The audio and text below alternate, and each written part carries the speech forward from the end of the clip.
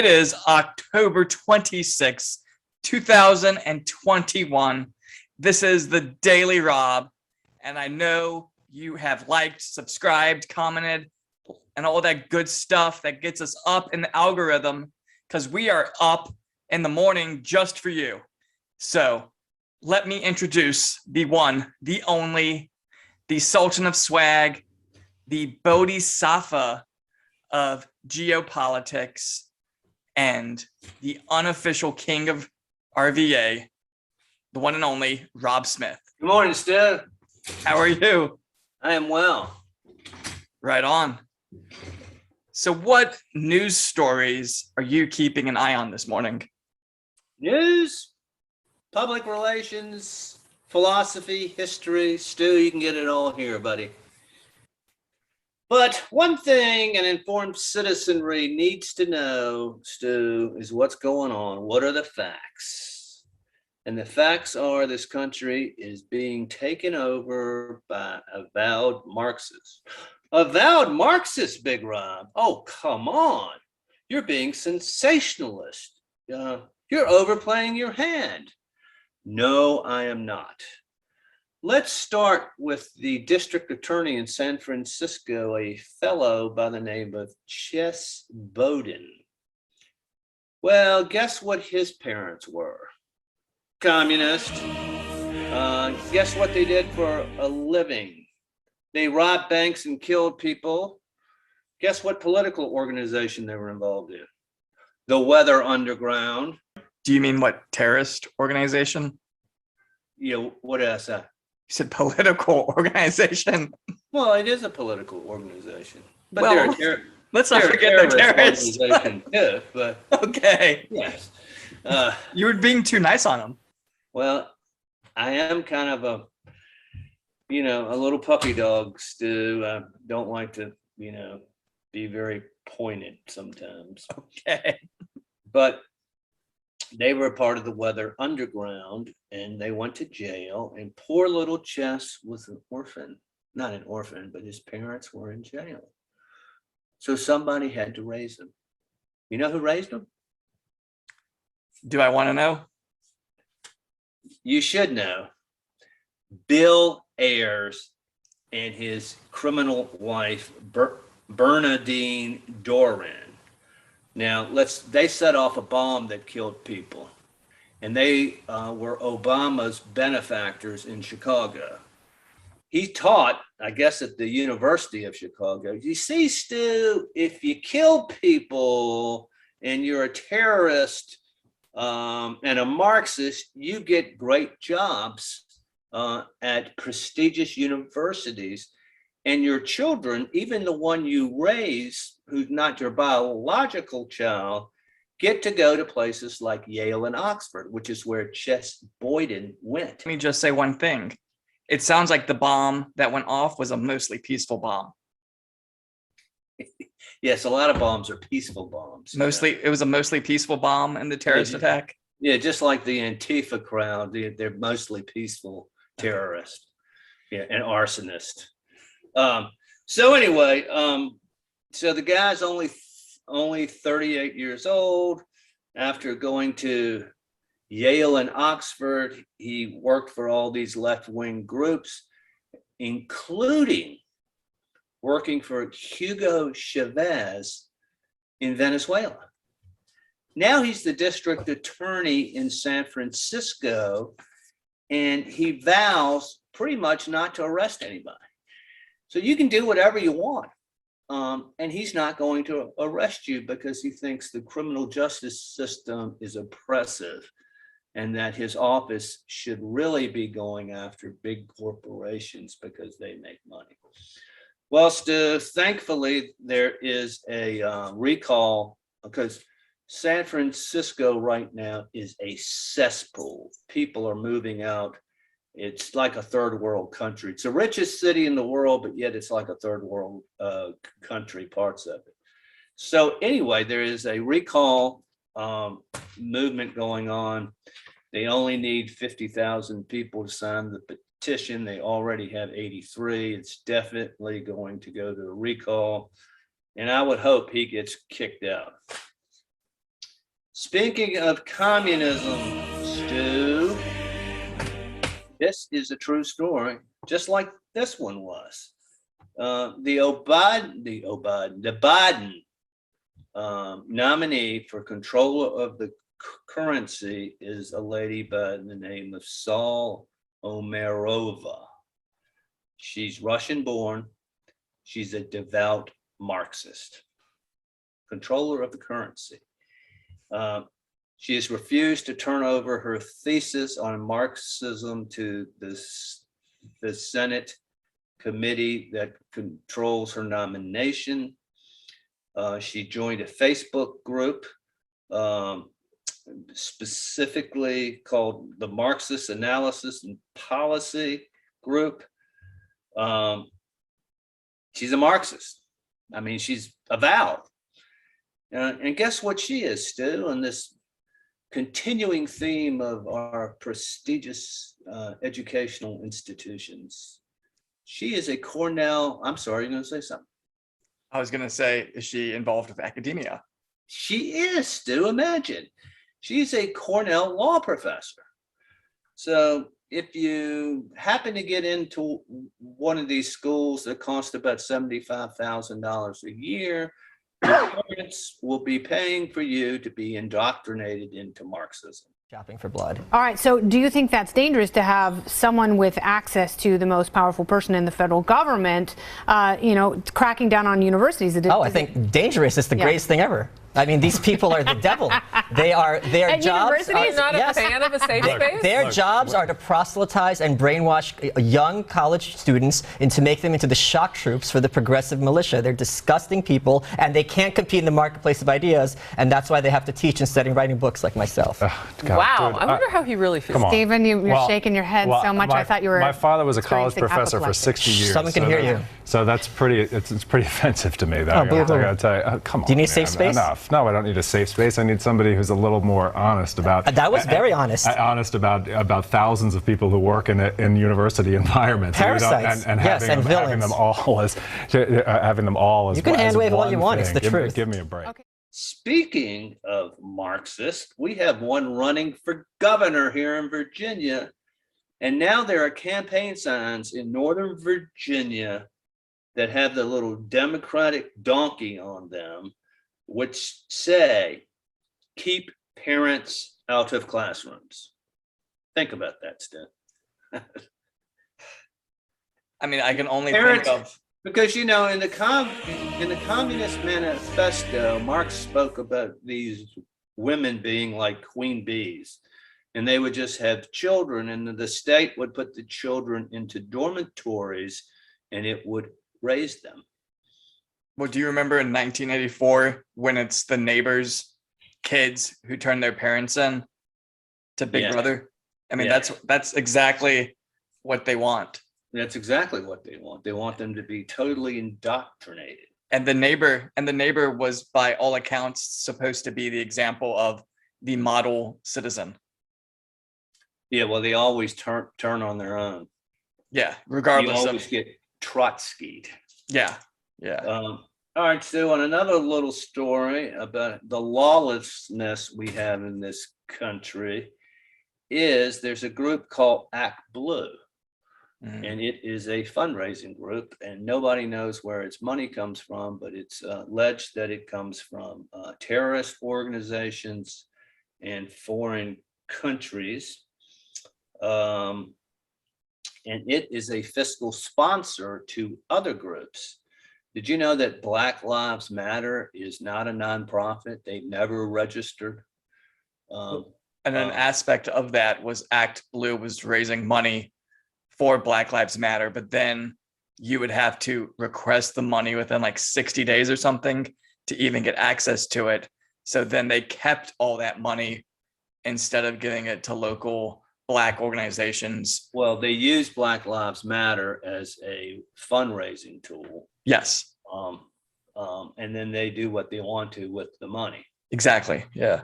And it goes to all sorts of Soros type of groups that promote terrorism and pay people to be out in the street causing arson and violence. And of course, the Justice Department, the FBI do nothing. So Stu, that's another story. Here we go again, Stu. I think this is probably the most interesting one to me. There's a county in Ireland called Waterford. It's in the Republic of Ireland, and it has a 97.7% vaccination rate. Well, guess what? It has the highest COVID infection rate of not only of any place else in Ireland. And Ireland itself has a 4 times, which is like 90% vaccinated, has a 4 to 5 times greater infection rate than the state of Florida, which has been wide open. Now, Waterford, the restrictions and the lockdowns up until the spring of this year, really close to the summer of this year, is you couldn't go more than 3 miles away from your house. You couldn't have any guests in your house, okay? And when they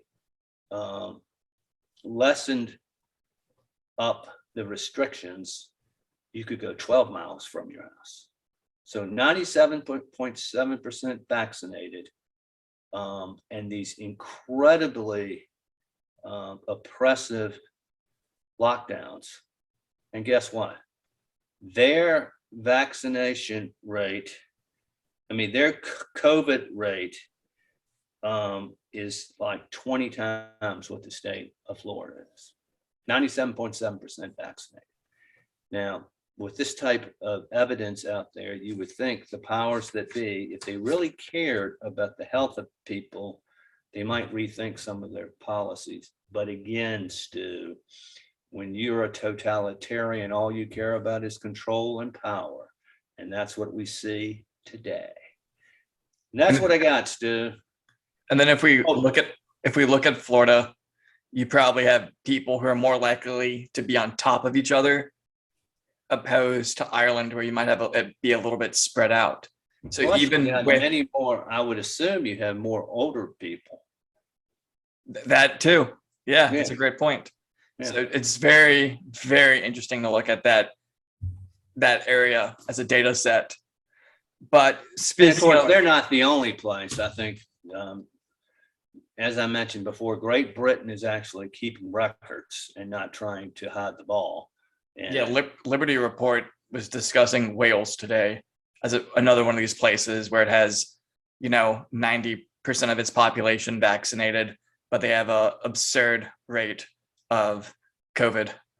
But speaking of, Rand Paul has come out and specifically said we need to fire Fauci, which is interesting. So here is Rand Paul discussing that. Research. So, Senator, you had a hot tweet. You said, "I told you so," doesn't even begin to cover it here. What should happen next?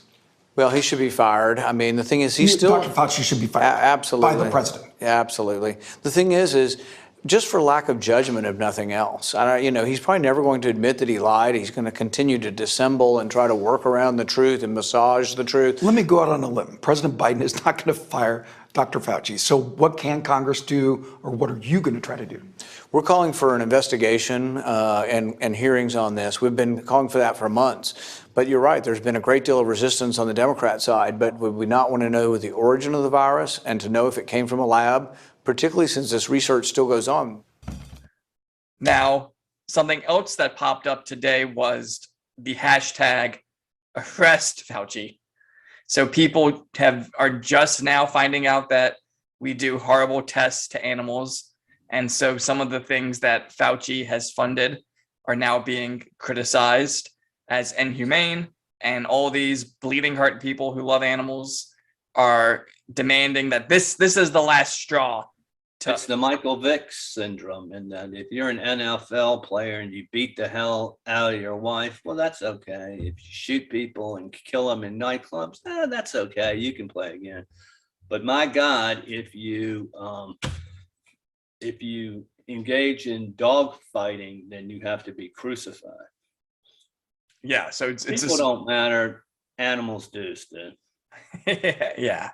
So it's just interesting to see that what you can be imprisoned in your house for a year plus, but that's okay. Your job can be taken away. Yeah. But my golly, if you don't feed your hamster, Stu, you should go to jail. Yeah. So does something that I just am finding very entertaining. Now, on a separate issue, we're going to jump across the pond to France. So with the EU and this desire to be carbon neutral, France is realizing that they are in quite the pickle. So do you want to guess what percentage of France's electrical output comes from nuclear power? I know it's extremely high, like 85%. 67%, which is a Okay. lot. Yeah. So they have realized the cheapest way for them to become carbon neutral by 2050 is to build 14 new nuclear reactors, which I think is pretty cool. However, if they don't extend some of these older reactors' liability plans by 2050, that number is going to drop to 36% of their electrical output, which You is can kind only of, replace that by fossil fuels. yeah. So, and we've seen all the protests in France over the past few years with the yellow vest concerning the absurd taxes on fossil fuels. So I think this is definitely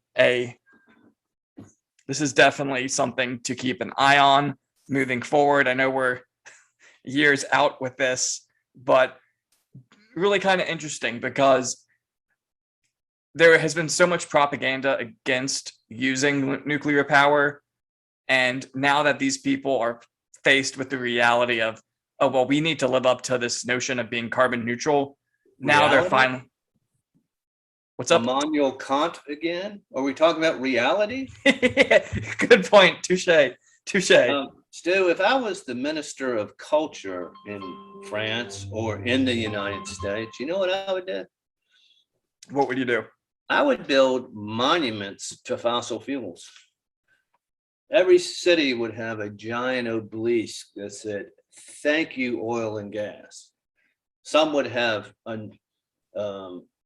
like a giant slab of marble that would say, "Thank you, coal."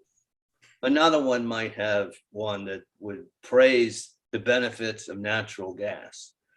Because Stu, without these things, we'd be living in a medieval existence, if that.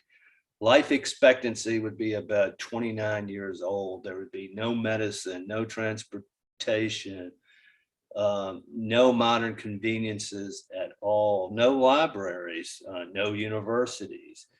The reason we have advanced as far as we have is because of fossil fuels.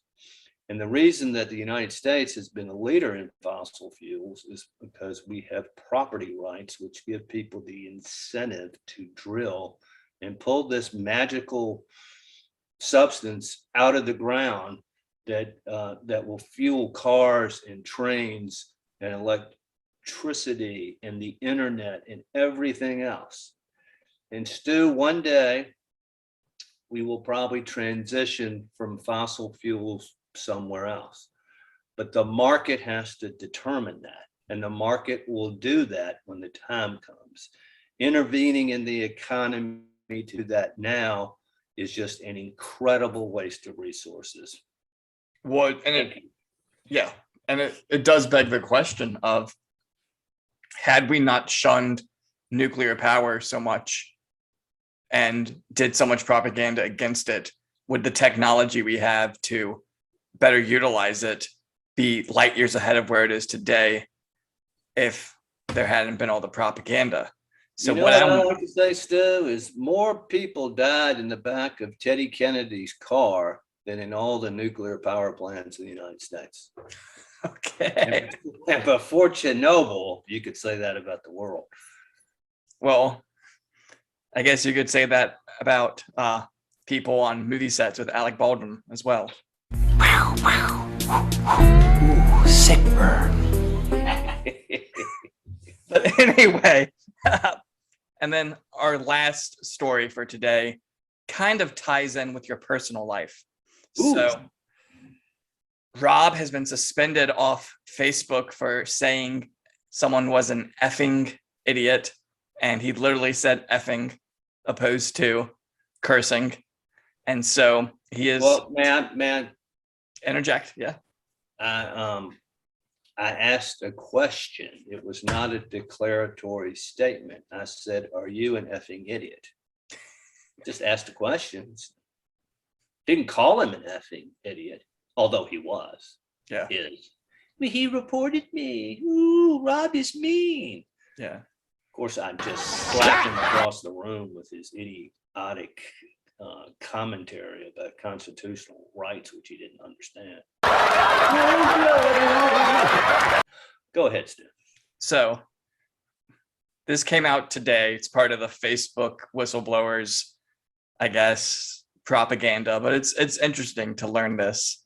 So Facebook back in 2019 had, and subsidiaries of Facebook like Instagram had been used to essentially traffic Filipino maids that people could buy in Africa and the Middle East. Yeah, are you saying that the Filipino maids for sale are part of my personal life, Stu? No, what I'm Because saying. I've never bought a Filipino maid before. Now, So what I'm saying. German maids I have. Okay.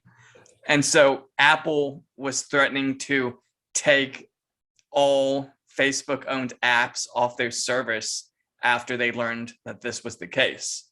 So you can essentially engage in slavery on Facebook, but you cannot ask someone if they are an effing idiot.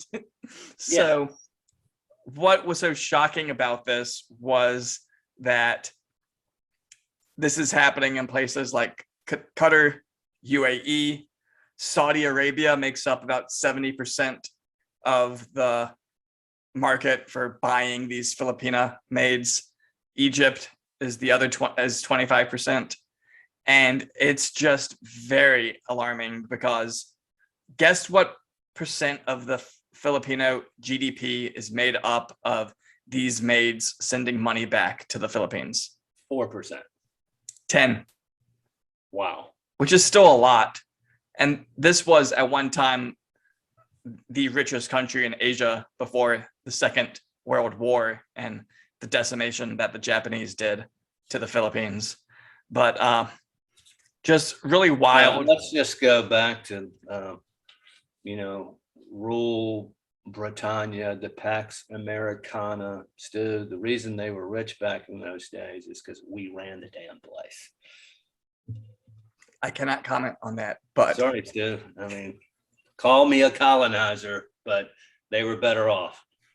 so very wild to see that this is the case. And so this kind of ties in with the Facebook whistleblower and everything she's doing to probably get Facebook under government control. But it's just so wild to me that people can't post funny pictures. People can't do lighthearted barbs, or you can be misconstrued as insulting someone and you can get suspended for that. But essentially you can run slavery operations using Facebook and Instagram, and that is tough to come down hard on. But it's easy to come down hard on mean words and funny pictures.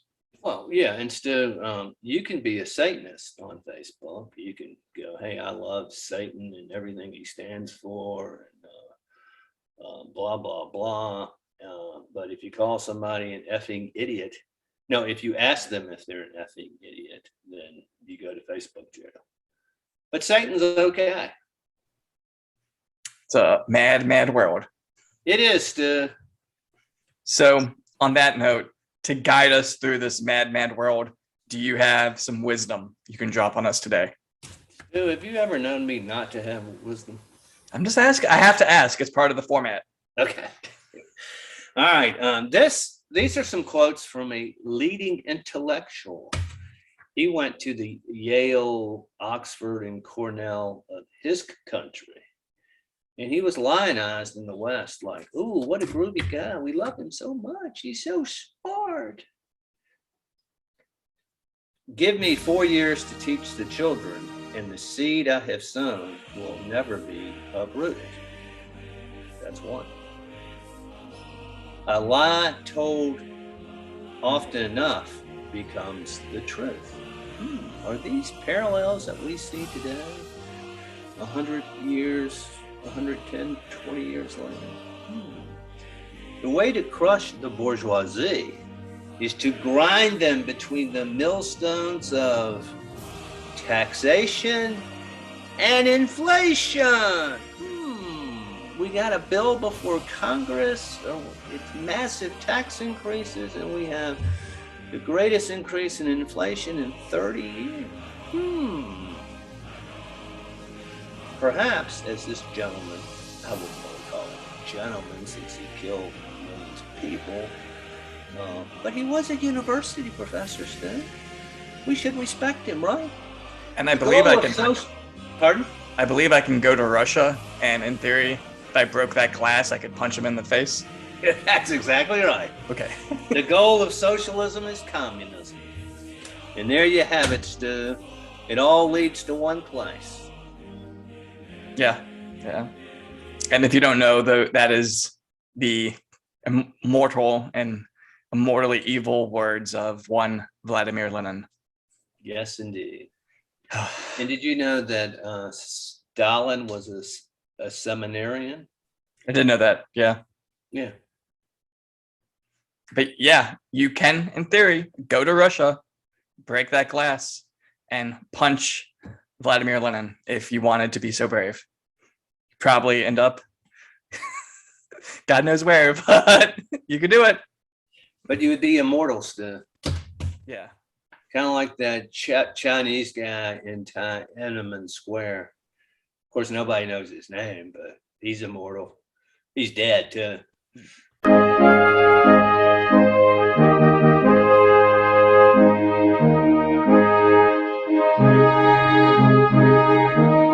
Defiant to the end.